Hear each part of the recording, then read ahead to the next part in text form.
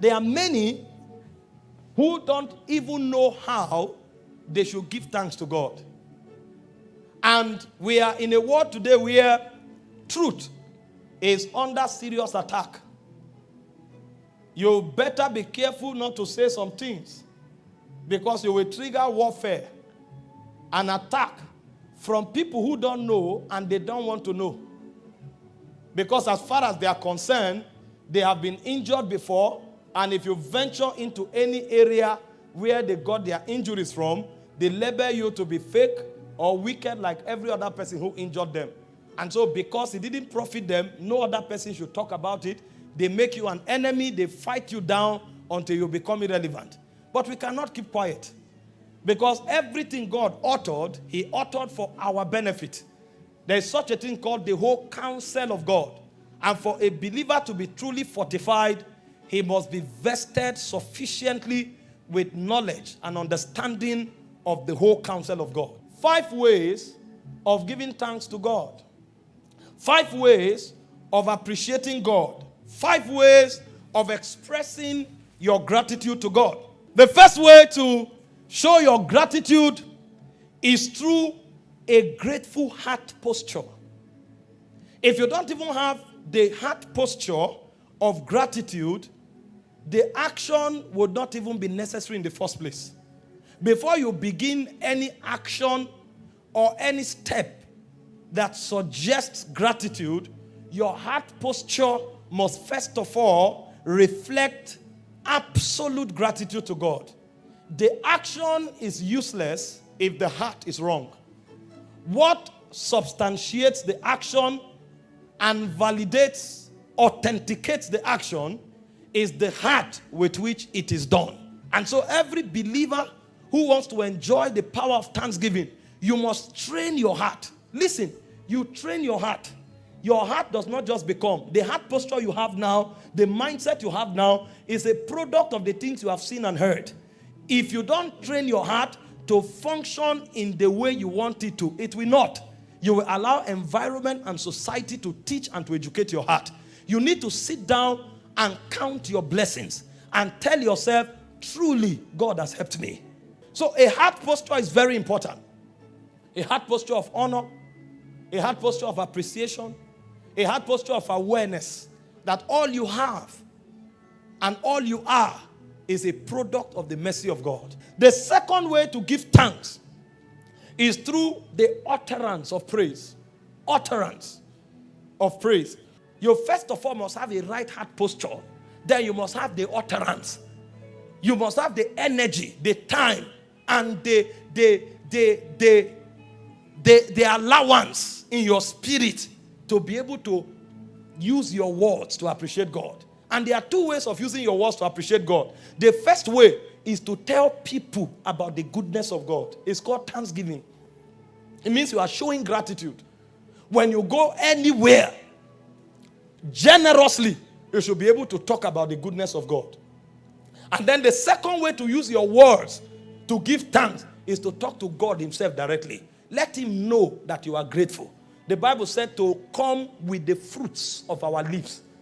The fruits of our lips, giving thanks unto his name. And so if you don't know how to tell people about the goodness of God, and if you don't know how to tell God himself how good he has been to you, you don't know thanksgiving. The third way to thank God is a committed life of service. When you put your energy, your time to work, to glorify God, it's a sign that you have understood that you are not your own, that God is your owner. In fact, there are 3 major things God will require of everyone who wants to show gratitude. Number 1 is your time. Number 2 is your abilities. And number 3 is your resources. Service will require 3 of them. There are many people who are so busy on the blessings that God has given them that they can no longer have time to serve God. It is high-level ingratitude for a believer not to have something vital he is doing solely for God that is not trusting for any benefit out of it. He's just doing it for the glory and the praise of God. It is high-level ingratitude if your life cannot boast of one of such things. Everybody who is grateful is in the service of God. The third way to give thanks is through service. Now, when you have given thanks through the right heart posture, you have given thanks through generous utterance, and you have given thanks through service, you come to the fourth level of thanks, or of thanksgiving, which is presenting your treasures to God. If your treasures are not on the altar, there is not much God can commit to your life. There is a way spirits judge the affairs of men. You know, there was a point in time I began to ask myself, I said, why is money important to God? Why is God so interested in the things he has blessed us with? He is in the spirit realm. He doesn't need any of these things. Why are these things so important to him? And God began to show me 5 things that makes our treasures so inestimable in value to him. Number 1, the reason why our givings are so important is, number 1, our givings in thanksgiving is a revelation of our love quotient. Your love quotient in the spirit is revealed by what you are able to give. God judges your love quotient by your giving. He said, where a man's treasure is, that's where his heart is. So if you don't prepare with your treasures to give, God will also be stating in the spirit that your heart is not with him. This is why we teach people and encourage them to prepare consciously to thank God. To put something together to present to God, because it is the opportunity for them to pour their hearts to God. It's not only in prayer you pour your heart to God. In your giving, you also pour your heart to God. Hope you know one of the things that will happen to men in the last day is that they will be lovers of self more than lovers of God. The way you prove to God that you love him more than you love yourself is revealed in what you can give to God. The second reason why God insists on our givings is because our givings are an act of worship and honor to God. You give to people depending on how big they are to you. If you want to give to an ordinary person, you can say, take 10,000. When you are going to give to a king, even you know that you will give your best. Because when you give, your giving becomes a revelation of how big or how much honor you have to the one whom you give. If God is big to you, every time you give your best. And the Bible said in Proverbs 3, 9 and 10, it says, honor the Lord with your substance and with the first fruit of all your increase.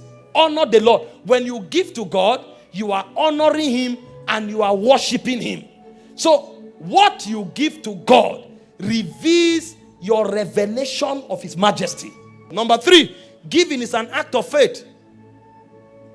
In 2 Kings chapter 3 verse 27, I saw a scripture that I will never forget in my life. God told the children of Israel to rise up and go and destroy this king. And they were about to destroy him utterly. The Bible said he took 800 of his best warriors and tried to break forth, and he couldn't. But the man had an understanding. There is something in his quiver that was superior to his military might. He said he took his first son, who was the heir apparent to the throne, and slammed him on the wall and gave him as an offering to God. He said instantly there was indignation against Israel. Israel that God told, go and fight, you will win. They turned back and ran away because this man demonstrated a mystery that even God himself could not withhold himself from. Every time you give, you are making a statement. Thank God for my business. Thank God for my expertise. Thank God for my salary. But I know God is my Ebenezer. When you are giving, it's not because you are transacting with God. When you are giving, it's because you are exercising your faith that you trust God. It is God who now moves men to give back to you. But even if God does not move men to give back to you, your faith is beyond the answer. Your faith is now your way of life, because the just shall live by faith. And one of the ways we showcase our faith before God is in our giving. You don't give because you have. You give because you trust in the Lord. Number 4, giving is an act of responsibility. When you grow, you don't wait for God to move you anymore. When you see that God has an agenda, when you see that God has a need, you go and take what you have and you give, that God's kingdom will go forward. When you begin to mature, you begin to see God's agenda as your Father's project. So you don't need to be inspired. If there's any aspect of it that needs to be executed, you take off your resources and give. And when God sees you functioning like that, God now knows he can commit kingdom to you. Because at this level, you now take kingdom personal. And so for those who understand giving, giving is a show of love for God. Giving is an act of worship and honor to the Lord. Giving is an act of faith. And giving is a testimony of maturity, where a believer now takes responsibility for God's agenda. Now, if you want to do these 4 things I have said, there is a way God will expect you to do it. And this is the kind of giver God is looking for. Because there are 4 kinds of givers when you study the Bible.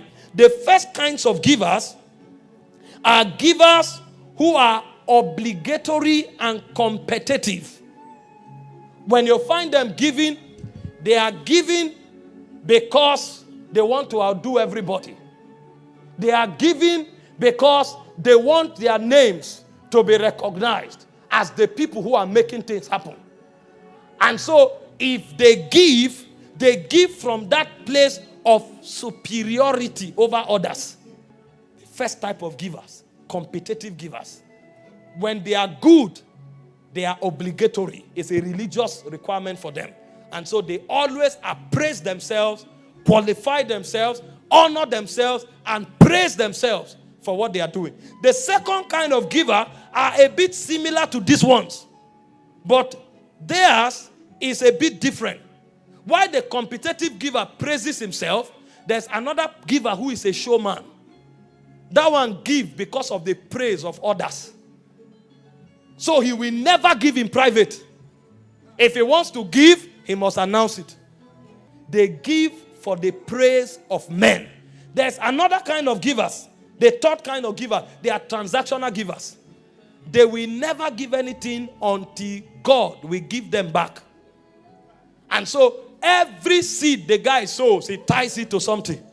I know there's an aspect of it which is faith.